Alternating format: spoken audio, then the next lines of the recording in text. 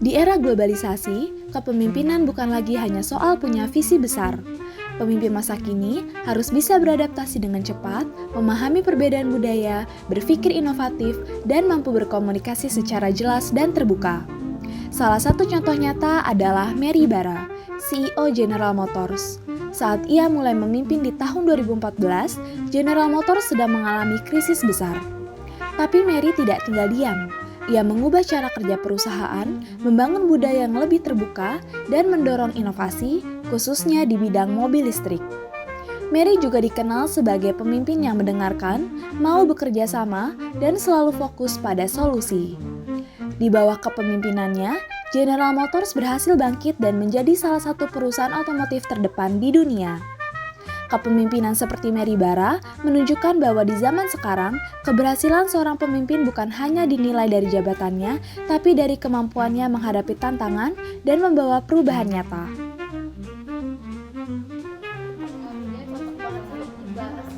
Hai Bab, kalian lagi bahas apa?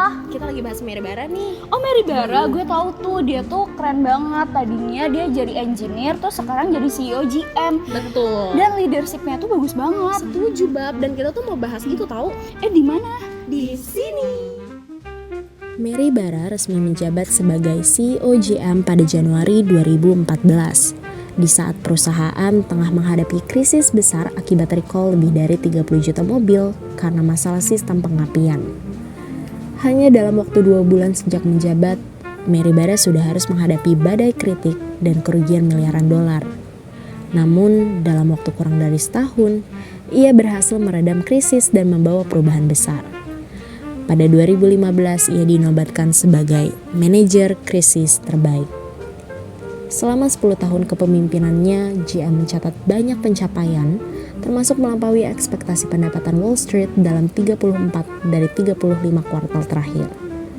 Mary Barra dikenal sebagai pemimpin visioner dan inklusif yang kini fokus membawa GM menuju era elektrifikasi. Sebagai pemimpin global, Mary Barra sangat memahami pentingnya kepekaan terhadap budaya atau cultural sensitivity.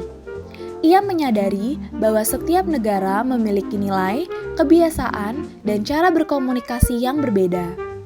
Karena itu, strategi pemasaran General Motors di Amerika Serikat tentu tidak bisa disamakan begitu saja dengan strategi di China atau Meksiko. Mary menyesuaikan pendekatan bisnisnya agar relevan dengan konteks lokal di setiap pasar. Selain itu, Mary juga menjunjung tinggi nilai kesetaraan. Ia percaya bahwa keberagaman bukan hanya soal representasi, tapi juga kekuatan yang mendorong inovasi dan keputusan yang lebih baik. Ia aktif mendorong keberagaman dalam jajaran kepemimpinan General Motors, termasuk memberikan ruang bagi perempuan dan individu dari berbagai latar belakang budaya. Kepemimpinan Mary Barra menunjukkan bahwa untuk sukses di dunia global, pemimpin harus mampu beradaptasi, menghargai perbedaan, dan menciptakan lingkungan kerja yang inklusif serta adil bagi semua. Mary Barra adalah pemimpin yang sangat inovatif. Ia menciptakan budaya No More Crappy Cars dan mendorong transformasi mobil listrik. Proses kreatifnya ini mirip dengan 5 langkah kreativitas. Yang pertama ada opportunity, di mana Mary Barra melihat peluang saat terjadinya krisis recall. Lalu yang kedua ada immersion, di mana Mary Barra itu mempelajari masalah krisis recall secara mendalam. Lalu yang ketiga ada incubation, di mana Mary Barra dan timnya membiarkan ide-ide yang dikumpulkan agar matang terlebih dahulu. Lalu yang keempat ada insight, di mana akhirnya Mary Barra menemukan solusi, yaitu sistem keselamatan baru yang dicanangkan di General Motors. Dan yang terakhir itu ada verification, di mana Mary Barra membuktikan dengan adanya keuntungan yang didapatkan oleh General Motors ketika ia menjabat menjadi pemimpin yang baru. Saat krisis recall melanda, Mary Barra tampil di hadapan Senat Amerika Serikat. Di tengah tekanan besar, ia menunjukkan gaya komunikasi yang inspiratif dan patut diteladani. Pertama, ia bersikap jujur dan transparan. Mary Barra secara terbuka mengakui kesalahan perusahaannya dan menyampaikan komitmen untuk memperbaiki sistem agar tidak terulang kembali. Kedua, ia menunjukkan sikap kolaboratif. Ia tidak menyalahkan individu, tapi mengajak seluruh tim untuk bekerja sama mencari solusi terbaik, menciptakan pendekatan win-win bagi semua pihak. Ketiga, power-oriented linguistic. Ia menggunakan bahasa yang tegas namun rendah hati. Gaya komunikasinya mencerminkan prinsip no excuses, just results. Menunjukkan kepemimpinan yang bertanggung jawab dan berorientasi pada hasil. Gaya komunikasi seperti inilah yang membuat pemimpin mampu membawa tim keluar dari krisis dengan kepala tegak dan kepercayaan yang tetap utuh. Dari Mary Bara, kita belajar bahwa menjadi pemimpin yang hebat itu harus kreatif, adaptif, dan juga mampu berkomunikasi dengan bawahan sehingga resolusi konflik tanpa menyalahkan. Ia juga membuktikan bahwa keberagaman dan inklusi bukan sekadar slogan, tapi kunci keberhasilan bisnis global. Mary Bara adalah contoh nyata pemimpin transformasional yang menggabungkan kecerdasan budaya, inovasi, dan juga empati. Everybody does a better job When they're able to balance.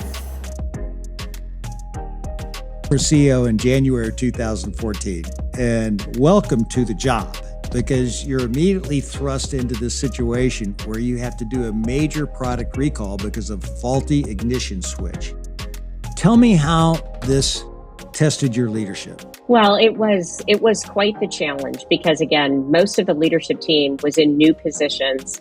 I'll never forget, I actually got the phone call as I was driving home. I was pulling into the garage, and I actually sat in the car, was driving an Escalade, sat in the Escalade, understood what was happening.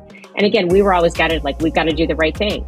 The thing that a lot of people don't understand is when you have something like that happens, you don't know everything. And so we started to meet every single day to understand and started our own internal investigation. We've, learned that the root issue that was causing the problem was actually engineering that had been done over a decade before in the late 90s. We were the team that was going to deal with it. I think one of the things that most people didn't know, we were the ones who actually figured it out and self-reported that we knew what the problem was, that then, started the whole ignition switch case. But we just methodically did the right things. We were guided by three principles. We were going to be transparent. We were going to do everything we could to protect the customer. And we were going to do everything in our power to make sure nothing like this ever happened again. And so we just kept working through it. We made lasting change. One of the things I always said is, I always ask our team, I say, I'll talk to all employees, I'll say, when is the best time to solve a problem?